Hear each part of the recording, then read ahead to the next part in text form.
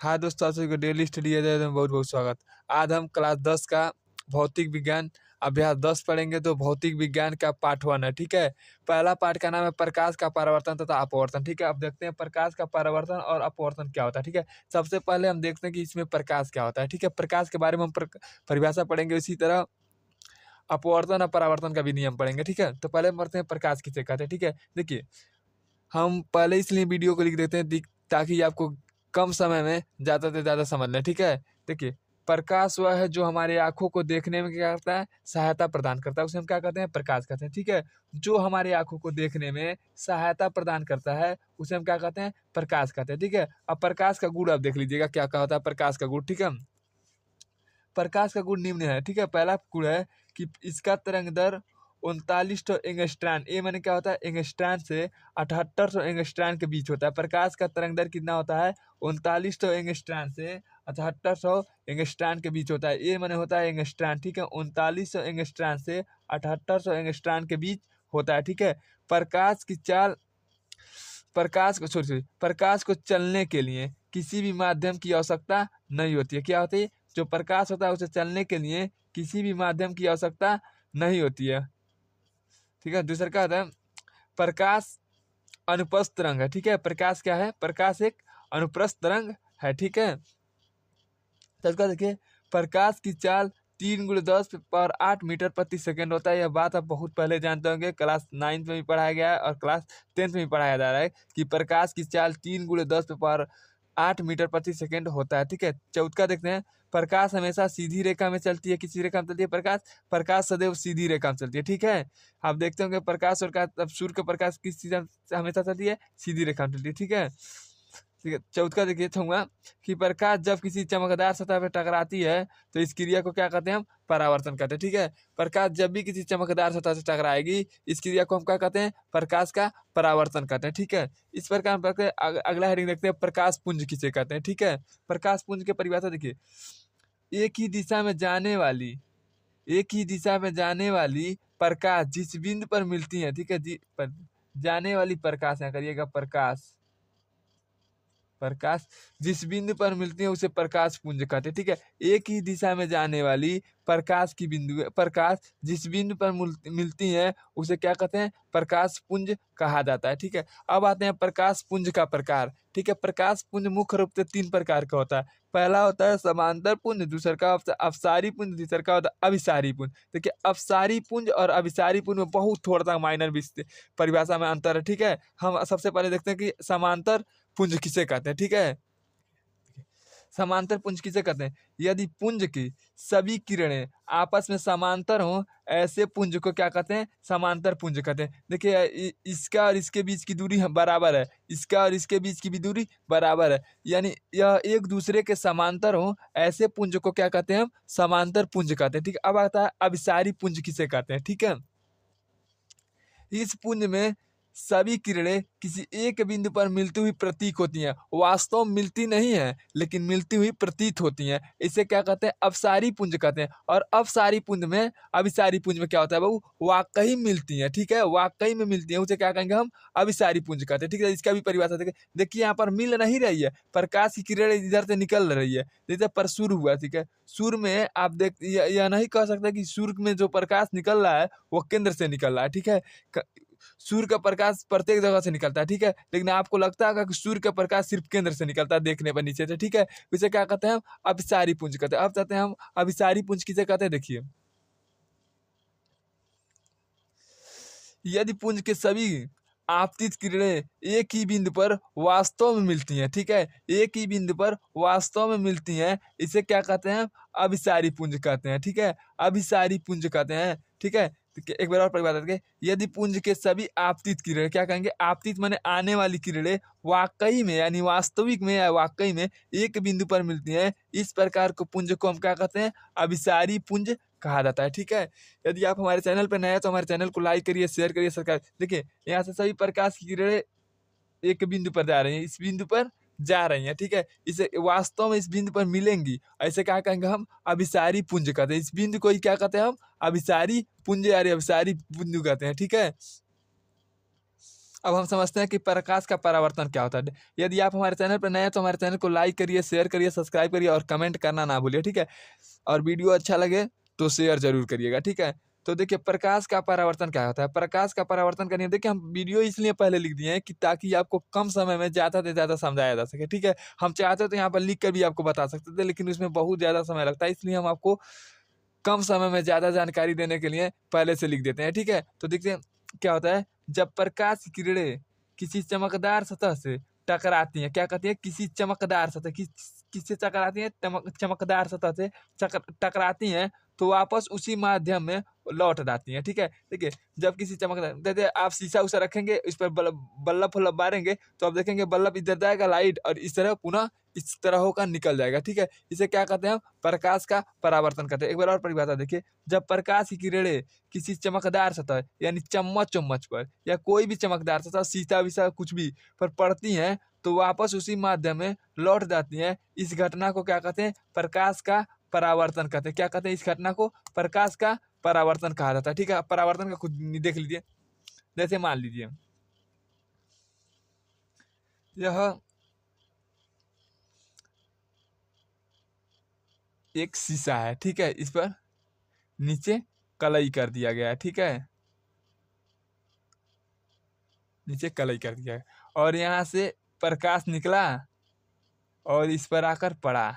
इस माध्यम में आ जाएगा तो अपवर्तन कहलाएगा। अगर इस माध्यम में नहीं आकर पुनः उसी माध्यम में नहीं पड़े कि किसी चमकदार सतह पे पड़ता है और पुनः उसी मार्ग में वापस निकल जाती है, इस क्रिया को क्या कहते हैं, प्रकाश का परावर्तन कहते हैं। देखिए इसे कहते हैं हम आपतित किरण। इसे क्या कहते हैं हम, इसको कहते हैं आपतित, आपतित,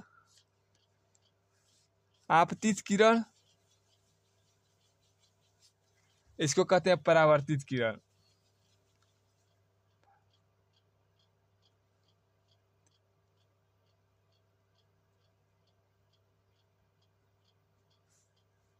इसमें एक बिंदु होता है, यहाँ पर मिलता है दूसरे बिंदु पे, इसको कहते हैं हम अभिलंब। इसे क्या कहते हैं हम, इसे क्या कहते हैं हम, इसका नाम है अभिलंब।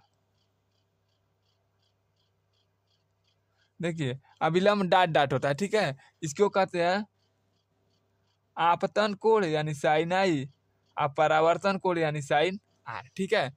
देखिए दोनों कोण आपस में क्या होता है, बराबर होता है, ठीक है। इसका कुछ देखिए, अगला देखिए कि प्रकाश का परावर्तन का नियम, ठीक है। प्रकाश का परावर्तन का मुख्य रूप से दो नियम होता है। पहला होता है आपतित किरण, परावर्तित किरण और अभिलंब।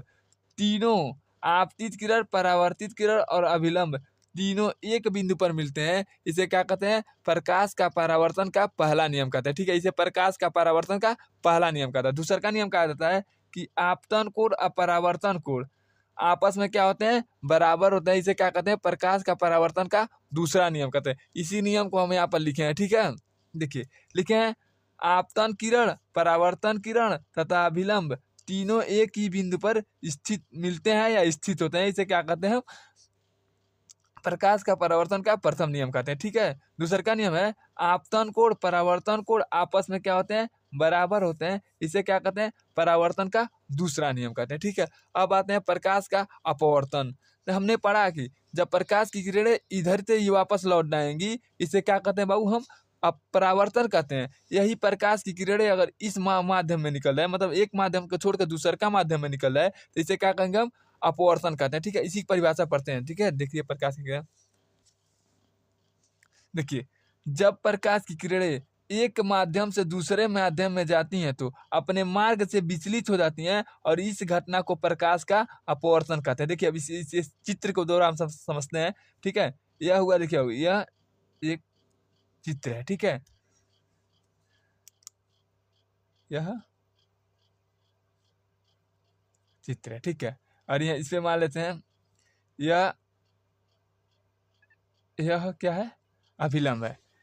प्रकाश की किरणें यहाँ पे जा रही हैं और इस माध्यम में ना निकल कर बाबू पुनः इस तरह ना निकल कर, इस तरह ना निकल कर यह थोड़ा इस तरह होकर निकल जाती हैं, मतलब अपने मार्ग से विचलित हो जाती हैं। थोड़ा मोड़ा इधर या अभिलंब से दूर चली जाएंगी, अभिलंब के पास चली जाएंगी। दूर कब जाती हैं, पास कब जाती हैं, अभी आप आगे पढ़ेंगे, ठीक है। अभी बताया कोई फायदा, इसके कहते हैं इसके क्या कहते हैं हम?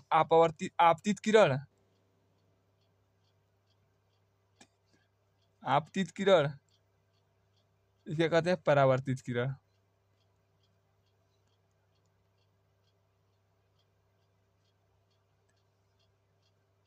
इसके कहते हैं आपतन कोण, इसे कहते हैं इसे कहते हैं परावर्तन कोण। ठीक है, इसका भी नियम दो, इसका भी मुख्य रूप से दो नियम होता है। ठीक है, इसमें बोलेंगे आपतित किरण, इसे क्या कहते हैं हम?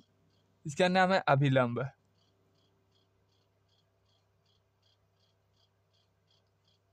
इसका नाम है अभिलंब। इसका भी परिभाषा सेम वही परिभाषा होता है। आपतित किरण, परावर्तित किरण, अभिलंब, तीनों एक बिंदु पर मिलते हैं, इसे प्रकाश का अपवर्तन का प्रथम नियम कहते हैं। दूसरा का नियम होता है आपतित किरण का दया, परावर्तित कोण का दया का अनुपात एक नियतांक होता है, इसे परावर्तन का प्रकाश का अपवर्तन का द्वितीय नियम कहते हैं। देखिए क्या कहेंगे? आपतित कोण का जया और परावर्तित कोण का जया का अनुपात एक नियतांक होता है, इसे स्नेल का नियम कहते हैं। ठीक है, यही प्रकाश का अपवर्तन का दूसरा नियम होता है। इसी नियम को हम फिर देखते हैं। ठीक है, दूसरे का देखिए कहा कि इसमें हमने पढ़ा कि प्रकाश का अपवर्तन का नियम। पहला हमने क्या पढ़ा? प्रकाश का आपतन कोण, प्रकाश का अपवर्तन का मुख्य रूप से दो नियम है। पहला है आपतित किरण, अपवर्तित किरण तथा अभिलंब, तीनों एक बिंदु पर मिलते हैं, हमने ये पहले पढ़ चुका है। दूसरा का क्या पढ़ा है? आपतन कोण का दया तथा अपवर्तन कोण का दया का अनुपात एक नियतांक होता है, इसे स्नेल का नियम कहते हैं। यह वेरी आईएमपी नियम भी माना जाता है, बहुत आईएमपी क्वेश्चन का नियम भी माना जाता है। अभी इस परिभाषा पढ़े, अब इसका नियम बहुत आईएमपी नियम माना जाता है। क्लास 10 के लिए वेरी आईएमपी माना जाता है। ठीक है, इन्होंने कहा कि आपतन कोण का दया और अपवर्तन कोण का दया का अनुपात एक नियतांक होता है, इसे क्या कहा? प्रकाश का अपवर्तन का द्वितीय नियम कहा। देखिए आपतन कोण का दया, इसे क्या कहे? अपवर्तन कोण का दया का अनुपात एक अनुपात, इसे कहते हैं बट्टे को क्या कहते हैं हम? अनुपात। फिजिक्स में इसको कहते हैं अनुपात। एक क्या होता है? नियतांक होता है। ठीक है, अगला हम पढ़ते हैं प्रकाश का अपवर्तन का उदाहरण। प्रकाश का अपवर्तन का उदाहरण कुछ इस प्रकार है। यह उदाहरण आप कतना ही कहीं भी नहीं देखे होंगे, इस किताब में देखिए। ठीक है, इसमें दिया कि प्रकाश का अपवर्तन का नियम देखिए, उदाहरण देखिए। पहले नियम तो आपने पढ़ चुका है, अब उदाहरण देखिए। पानी में सिक्के को ऊपर उठा दिखाई देना है, किसके कारण होता है? प्रकाश के अपवर्तन के कारण होता है। किसके कारण? देखिए तारों का टिमटिमाना, आसमान में तो तारे होते हैं, टिमटिम टिमटिम करते हैं, आपको टिमटिमाते हुए कैसे दिखाई देते हैं? प्रकाश के अपवर्तन के कारण। ठीक है, पानी में डूबी छड़ टेढ़ी दिखाई देना। आप देखते होंगे पानी वानी में पेंसिल वेंसिल डाल देंगे तो पेंसिलिया आपको टेढ़ा दिखाई देगा। ये किसके कारण होता है? प्रकाश का अपवर्तन के कारण होता है। ठीक है, यह क्या है सब? प्रकाश का अपवर्तन का उदाहरण है सब। ठीक है, अब पढ़ते हैं प्रतिबिंब किसे कहते हैं। देखिए बहुत आईएमपी क्वेश्चन है, बहुत महत्वपूर्ण क्वेश्चन है। ठीक है, कि दर्पण में बनी आकृति को हम क्या कहते हैं? प्रतिबिंब कहते हैं। क्या कहेंगे? कि दर्पण में बनी आकृति को प्रतिबिंब कहते हैं। अब प्रतिबिंब मुख्य रूप से कई प्रकार का होता है? दो प्रकार का होता है। एक होता है वास्तविक प्रतिबिंब, एक होता है आभासी प्रतिबिंब। देखिए वास्तविक प्रतिबिंब उसे कहते हैं जिसे हम पर्दे पे प्राप्त कर लें। किसी भी जिसको हम पर्दे पे प्राप्त कर लेते हैं उसे क्या कहते हैं? वास्तविक प्रतिबिंब कहते हैं। और वास्तविक प्रतिबिंब सदैव आगे बनता है। और आभासी प्रतिबिंब किसे कहते हैं? जिसको हम पर्दे पे प्राप्त ना कर पाए उसे क्या कहेंगे? आभासी प्रतिबिंब कहते हैं। यह दर्पण के पीछे बनता है। ठीक है, देखिए हम पढ़ते हैं अब प्रतिबिंब के प्रकार। ठीक है, हमने पढ़ा प्रतिबिंब के प्रकार। प्रतिबिंब के प्रकार किसे कहते हैं? प्रतिबिंब के प्रकार नहीं, क्वेश्चन गड़बड़ा गया। इसे कहते हैं आभासी प्रतिबिंब किसे कहते हैं? वास्तविक प्रतिबिंब।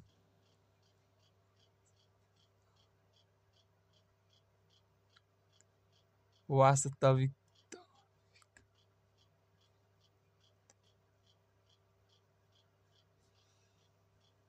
थोड़ा लिखते समय थोड़ा गड़बड़ा गया था। वास्तविक प्रतिबिंब किसे कहते हैं? देखिए वास्तविक कहते हैं, हमने आपको बताया कि वह प्रतिबिंब जिसे पर्दे पर प्राप्त किया जाए उसे क्या कहते हैं? वास्तविक प्रतिबिंब कहते हैं। और यह दर्पण के सदैव सामने बनता है। तो वही पढ़ेंगे कि वह प्रतिबिंब जो पर्दे पर बनाया जा सके या प्राप्त किया जा सके उसे क्या कहते हैं? ऐसे प्रतिबिंब को वास्तविक प्रतिबिंब कहते हैं। वास्तविक प्रतिबिंब दर्पण के सामने बनता है यानी आगे बनता है। ठीक है, अब पढ़ते हैं आभासी प्रतिबिंब किसे कहते हैं। वह प्रतिबिंब जो पर्दे पर प्राप्त बनाया नहीं जा सके या प्राप्त नहीं किया जा सके, ऐसे प्रतिबिंब को आभासी प्रतिबिंब कहते हैं और यह दर्पण के पीछे बनता है। ठीक है, अब आते हैं गोलीय दर्पण किसे कहते हैं। बहुत आईएमपी क्वेश्चन है, इस क्वेश्चन को आप याद कर लीजिएगा कि खोखले कांच के गोले के कटा हुआ भाग को गोलीय दर्पण कहते हैं। क्या कहेंगे कि खोखले कांच के गोले का, इतना शब्द याद करिएगा कि खोखले कांच के गोले के कटा हुआ भाग को गोलीय दर्पण कहा जाता है। और गोलीय दर्पण मुख्य रूप से दो प्रकार का होता है, अवतल दर्पण और उत्तल दर्पण। अवतल दर्पण किसे कहते हैं, उत्तल दर्पण किसे कहते हैं, जिसके उभरा हुआ भाग परावर्तन का कार्य करे और दबा हुआ भाग पर हम पेंट या कलई कर देते हैं। ठीक है, उसे क्या कहते हैं, हम उत्तल दर्पण कहते हैं। और अवतल दर्पण के उ माने उभरा हुआ भाग परावर्तन का काम करेगा, अ माने अंदर यानी दबा हुआ भाग परावर्तन का कार्य करेगा। बस इतना याद करिए, उ माने उभरा हुआ भाग, उभरा हुआ भाग परावर्तन का कार्य करता है, परावर्तन का कार्य करता है और दबा हुआ भाग पर कलई कर देता है। आइए में देखिए, अ माने कहता है अंदर का भाग यानी दबा हुआ अंदर का भाग परावर्तन। ये दोनों क्या है बाबू, आपका ट्रिक है। ठीक है, याद करने के लिए। ठीक है, क्या कहेंगे, और उत्तल दर्पण क्या कहेंगे, वह दर्पण कहेंगे, वह गोलीय दर्पण जिसका उभरा हुआ भाग परावर्तन का कार्य करता है तथा दबा हुआ भाग पर कलई या पेंट लगा दिया जाता है। ठीक है, उसे क्या कहते हैं, उत्तल दर्पण कहते हैं। इसी प्रकार हम परिभाषा पढ़ते हैं और चित्र को देखेंगे। ठीक है, इसका कहेंगे वह दर्पण जो उभरा हुआ भाग परावर्तन का कार्य करता है जबकि दबा हुआ भाग पर कलई या पेंट है। ठीक है, पेंट कलई या पेंट लगा होता है, लगा होता है, ऐसे दर्पण को उत्तल दर्पण कहते हैं। ठीक है, तो क्या कहेंगे, वह दर्पण जिसके उभरा हुआ भाग, उ माने उभरा हुआ भाग परावर्तन का कार्य करेगा जबकि दबा हुआ भाग पर कलई लगा होता है, ऐसे दर्पण को हम क्या कहते हैं, उत्तल दर्पण कहते हैं। उत्तल दर्पण का हम देखते हैं कैसे होता है। ठीक है, यह हुआ उत्तल दर्पण, उत्तल दर्पण। ठीक, जिसके उभरा हुआ भाग परावर्तन का कार्य करेगा और दबा हुआ भाग पर कलई या पेंट लगा दिया जाता है। ठीक है,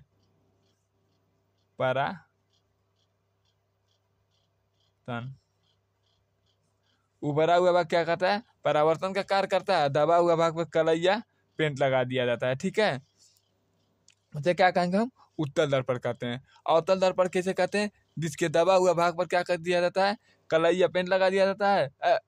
अंदर का भाग क्या किया जाता है, परावर्तन का कार्य करता है, उभरा हुआ भाग पर इस पर पेंट या कलई लगा देंगे और यह क्या करेगा, परावर्तन का कार्य करेगा। जैसे इसके उदाहरण देख लेते हैं। यहाँ पे देखिए, उत्तल दर्पण में क्या करेगा, यह वाला भाग अवतल दर्पण में परावर्तन का कार्य करेगा और इस पर क्या करेंगे, हम पेंट या कलई लगा देते हैं। ठीक है, तो अगला परिभाषा देखिए, क्या कहेंगे कि वह दर्पण जिसका उभरा हुआ भाग पर पेंट या कलई लगा देते हैं तथा दबा हुआ भाग परावर्तन का कार्य करता है, उसे क्या कहेंगे, हम अवतल दर्पण कहते हैं। ठीक है, उदाहरण देखते हैं क्या कहेंगे। देखिए, इसमें हमने पढ़ा कि उभरा हुआ भाग क्या कहेंगे, उभरा हुआ भाग पर पेंट या कलई लगा देते हैं। ठीक है, तथा दबा हुआ भाग परावर्तन का कार्य करता है। ठीक है, उभरा हुआ भाग, देखिए उभरा हुआ भाग यही है ना, इस पर क्या करेंगे, हम पेंट लगा देंगे। ठीक, यह दबा हुआ भाग क्या करेगा, परावर्तन का कार्य करेगा। इसे क्या कहते हैं, हम अवतल दर्पण कहते हैं। ठीक है,